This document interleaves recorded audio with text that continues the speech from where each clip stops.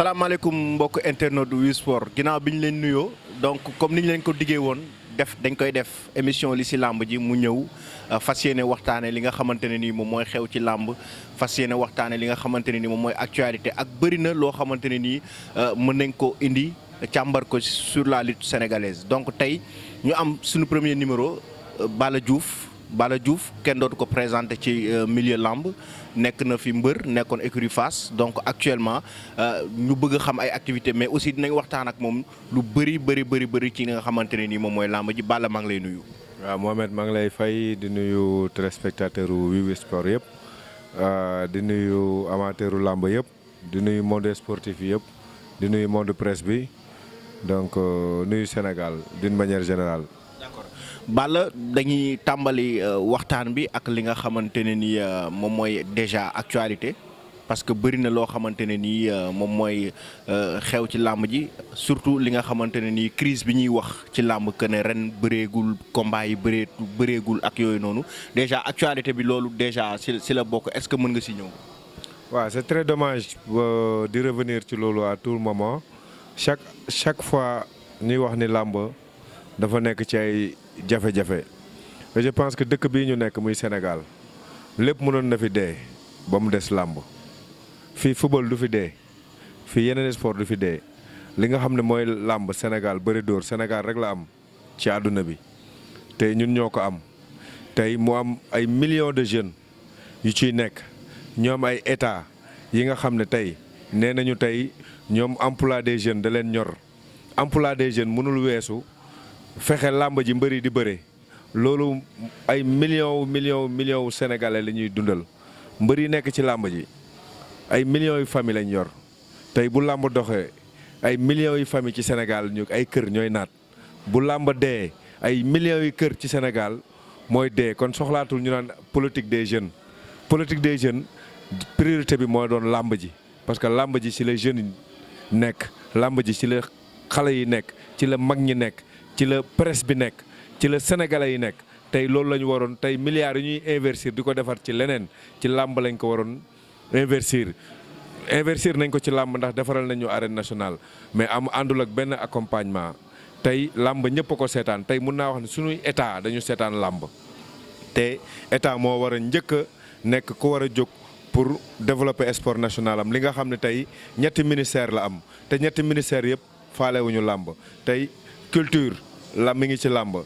tourisme mi ngi ci làmb sport mi ngi ci làmb tey làmb waroon na sport yëpp mënoon nañ nelaw ba mu des làmb tey ça me fait chaud au cœur que tey ñu gis làmb li muy drainer ci nit li muy drainer ci média li muy drainer ci Sénégal tey actualité làmb bu amee rek Sénégal dootoo dégg benn actualité tey loolu dañ ko waroon fonk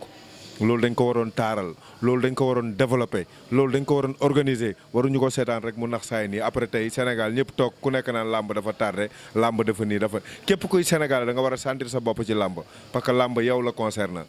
concerné wul tubaab concerné wul keneen képp kuy sénégalais làmb yow la war a concerné tey saa yi ma toogee dégg ñu naan làmb ji day yàqu làmb ji day dee wala ñii naan làmb ji violence làmb amul violence sport yi fépp violence làmb ñoo fi nekk suñu communicateurs yi ñooy war di bàyyi chaque jour lu xew rek ñu commencé di def ay émission di def ay plateau ci violence loolu bokk na tamit ci lu ñu gën a indil jafe-jafe parce que tey ñun dañ ñuy stigmatiser tey làmb dañ ñu stigmatiser tey loolu lu ko waral nag mooy ñi nga xam ne tey ñoo fi nekk di def ay émission làmb di def ay émission du ñu wax lu positif di wax lu négatif ci làmb loolu defarul làmb tey làmb ñun ñëpp a ko moom képp kuy Sénégal da nga ci war a yëg sa bopp waxuma la nag suñu état yi ñoo ci waroon njëkk parce que tey gis nañ ni tey bu football xewlee muy Égypte muy ci àdduna bi dañuy affréter avion di agriter ay journalistes ay ku nekk ñuy dem di c'est des millions tey football moo ko laaj loolu la football soxla pour mu mën a développer mais làmb tamit dafa soxla ay moyens at ay jàppale pour mu mën a dem bu si ñëpp toogee di seetaan parce que tey bu ñu waxee promoteur ñu ne promoteur privé la léegi tey bu promoteur amul làmb du am tey bu promoteur yi demoon tey ba gisatuñu seen bopp seen làmb toog banque seen loxo kan mooy organiser làmb du am et c'est très grave yooyu yëpp ay erreur la lu ñu war a xool la càmbar ko parce que làmb dafa taaru te Sénégal rek la am parce que tey tubaab bu fi ñëw làmb ngay bëgg nga jëkk seetaan te damay am ay ganu tubaab saa yu ñëwee dañ may laaj yan date moo am combat parce que ñoom déjà informé nañ ñu bu ñu ñëw Sénégal fokk ñu seetaan la lutte traditionnelle lutte sénégalaise donc loolu tourisme da ci war di bokk ñetti ministères yëpp dañu war di subventionner làmb parce que dañuy subventionner yeneen sport wala di subventionner culture tey ñi ngi subventionner ay musée ay maison d'art ay artistes mais làmb culture la mooy suñu cosaan dañ ko war di subventionner tourisme tey lépp quota bu tourisme war a am làmb da ko war a am parce que làmb tey tourisme bu dugg Sénégal di nga seetaani làmb boog ñii di ko seetaan fii ñii di ko seetaan ci biir àll bi tey biir àll bi mbapat boo dem da nga koy fekk tubaab bi toog kon tey tourisme dafa bokk ci làmb waaw sport ministre des sports dafa bokk ci làmb tey mun naa wax ni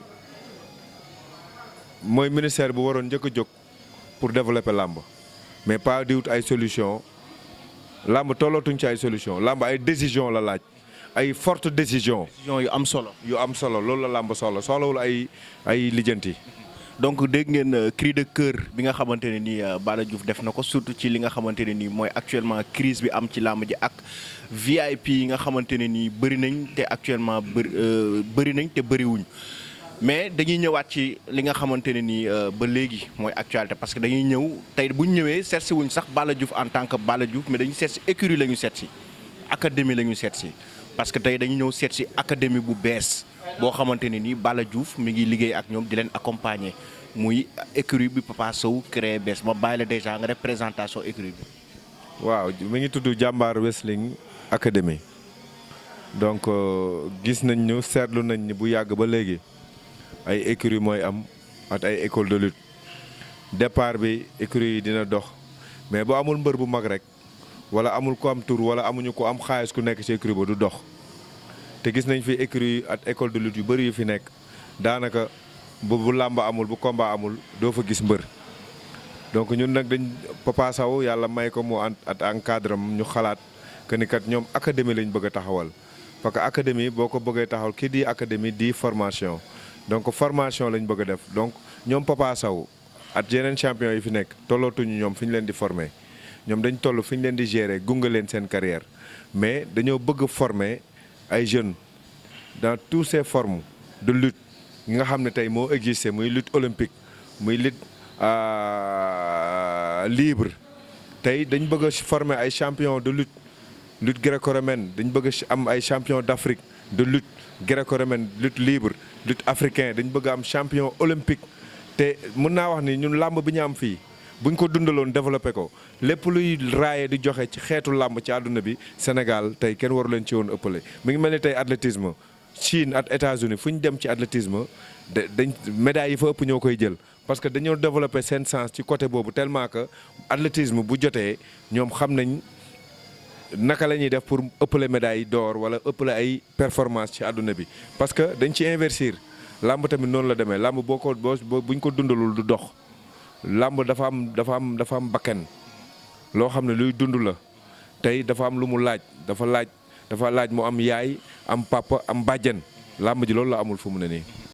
tey jii nii Balla Diouf mi ngi wax en tant que entraîneur ci biir académie bi. waaw académie bi nag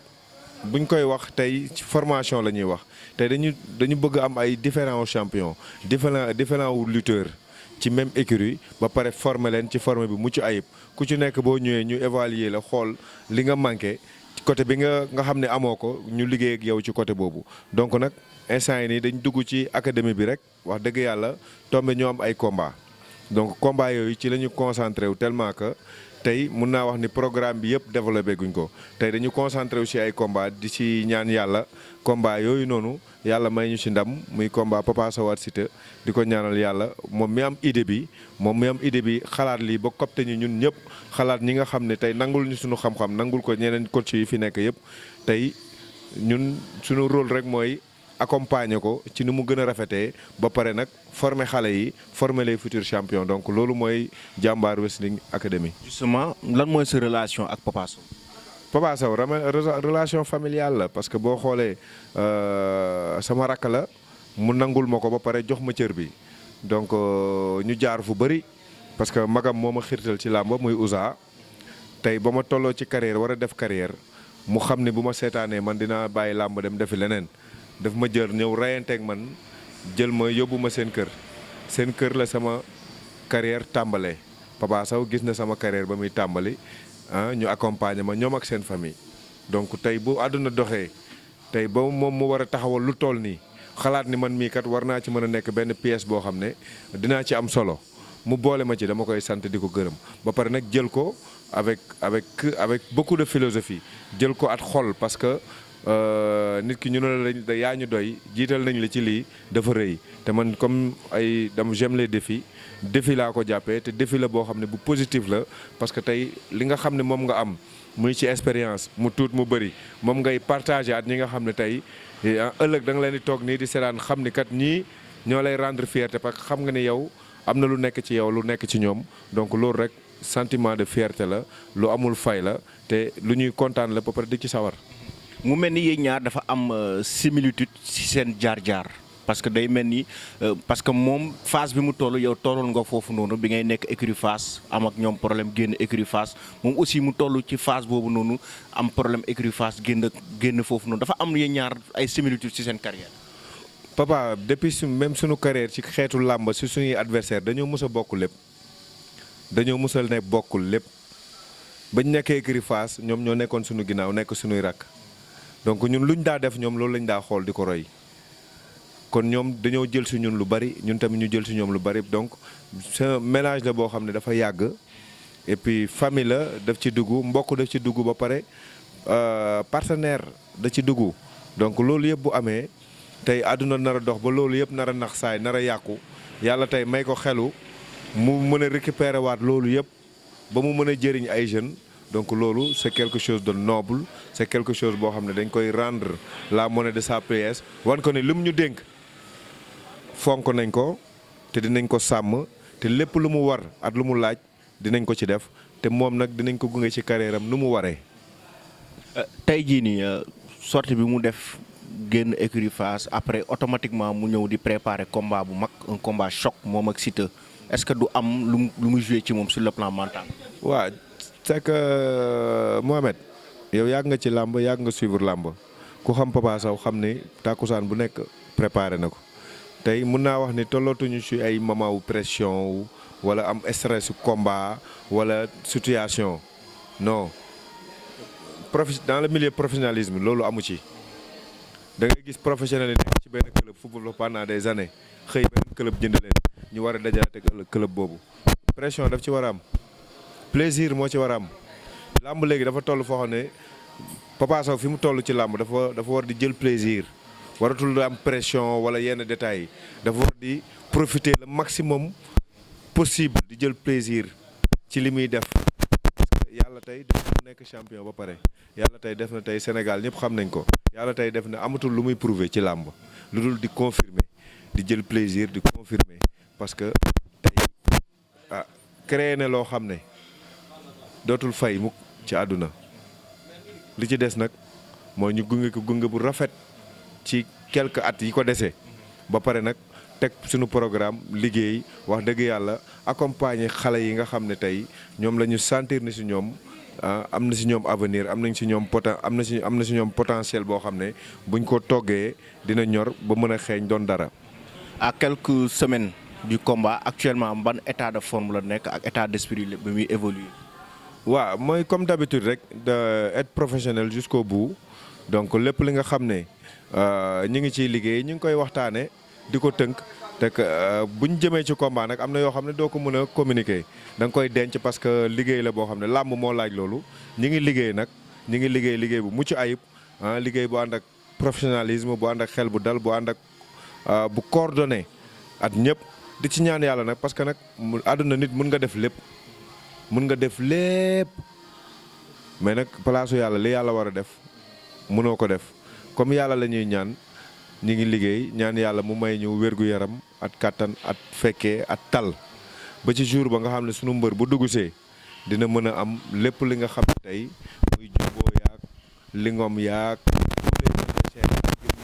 xam ne tey doon nañ ko xaar ci jour bi lépp répondre yàlla may ko mu def combat bu rafet yàlla may ko ndam ba nga xam ne tey yàlla mën ci def xéwal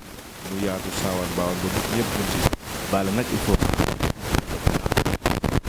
Siteu aussi adversaire la boo xam ne dafa nekk xale moom tamit bu nekk ci yoon am na lu mu yaakaar ci làmb quoi moom aussi. waaw loolu moom on a. ni ma gisee communication day mel ni dafa xaw a ñeme papa quoi. waaw loolu wax champion Siteu dafa mel ni wax nga géej gi am na ndox wala géej gi am na jën Siteu kenn du natable champion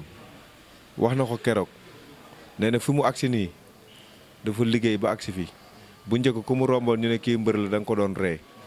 kon tey bu demee ba mën a agsi ci niveau bi kon kenn mënul natable champion mais dëgg la day am bés yoo xam ne nag vraiment da ngay mën a concentré wu sa mbër ci li ngay bëgg ci sa mbër tellement que doo gis qualité beneen mbër bi mais Siteu champion la mais actuellement dañ nekk ci travail di liggéey ci qualité Papa Sow man dama concentré wu tellement ci Papa Sow que mënuma gis beneen qualité bien vrai que y a du qualité y a du lourd parce que Siteu du ay fo du dëgg mais xam nañ qualité yi nekk ci Papa Sow xam nañ kan mooy Papa Sow xam nañ li mu mën ak li mu capable donc ci loolu la ñuy liggéey pour développer que le jour yi nga xam ne tey lépp lu ñu bëgg ci combat bi bu ci yàlla àndee dinañu ko defal bi jaaxee Nabil Moustapha. mais ci biir écurie bi aussi dañu sentir mu am yeneen mbër yeneen champion ku ci mel ni ay Gora Sock ay Franc dama leen di gis ñu tout le temps ñoom ils sont très proches de Papa Sow Franc ak Gora Sock dañu ñëw rejoindre leen officiellement wala dañuy ñëw di entraîner ak Papa Sow rek. waaw ñoo ñëpp ay doom parcelle la.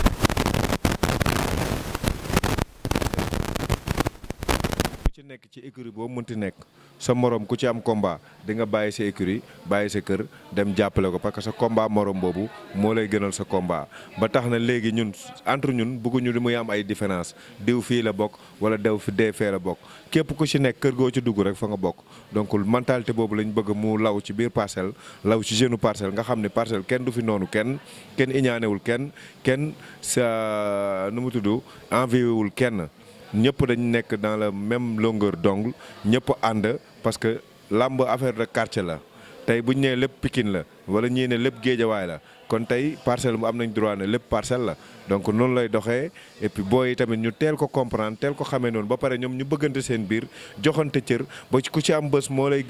moo lay gënal sa bés donc loolu dañ koy saluer ba pare ñoŋal ko gën ko suude mu gën a dox gëm ca kanam parce que ñoom ñëpp ñoo bokk intérêt muy làmb donc ñoom ñëpp ay mbër lañu ñoom ñëpp làmb moo leen ñor ay mbër nag bu ñuy ànd wax dëgg yàlla dañ ko war a rafetlu gën ko ñoŋal mu gën a ñoŋ. waa Parcelles ñoom naka la ñuy préparer justement combat bi. waaw waa Parcelles xam ni rek man gis yéene bi ñu am ci Papa yéene fi ñu ko yéene ndax yaram at vraiment.